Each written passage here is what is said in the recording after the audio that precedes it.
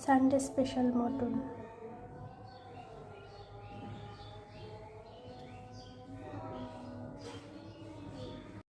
আজকে সানডে স্পেশালে রয়েছে মটন। কিভাবে রান্না করব চলো রেসিপিটি তোমাদের এই ভিডিওর মাধ্যমে দেখিয়ে দিই।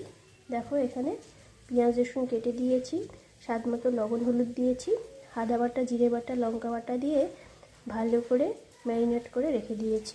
এখন কড়াইতে তেল গরম করে কেটে রাখা আলুগুলোকে হলুদ আর লবণ দিয়ে লাল করে ভেজে নেব।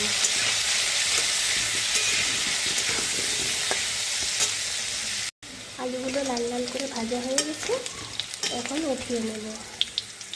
কড়াইতে তেল দিয়ে জিরা ফোড়ন দিয়েছি, কয়েকটা শুকনো লঙ্কা দিয়েছি, কয়েকটা তেজপাতা দিয়েছি আর কিছু পেঁয়াজ কুচি দিয়ে লাল করে ভেজে নিয়েছি। এখন ম্যারিনেট করে রাখা মাংসগুলোকে দিয়ে দেব। এখন নেড়ে চেড়ে ভালো করে কষিয়ে নেব।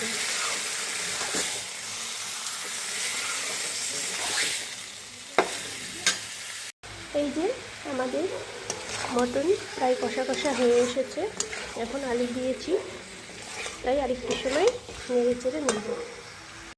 এই যে আমাদের মটন কষিয়ে নেওয়া হয়ে গেছে, এখন জল দিয়ে দেব।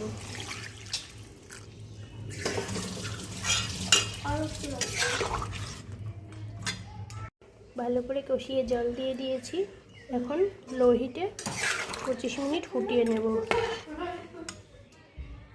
এই যে আমাদের মটন হয়ে এসেছে, গরম মশলার গুঁড়ো দিয়ে দিয়েছি, এখন নামিয়ে নেব।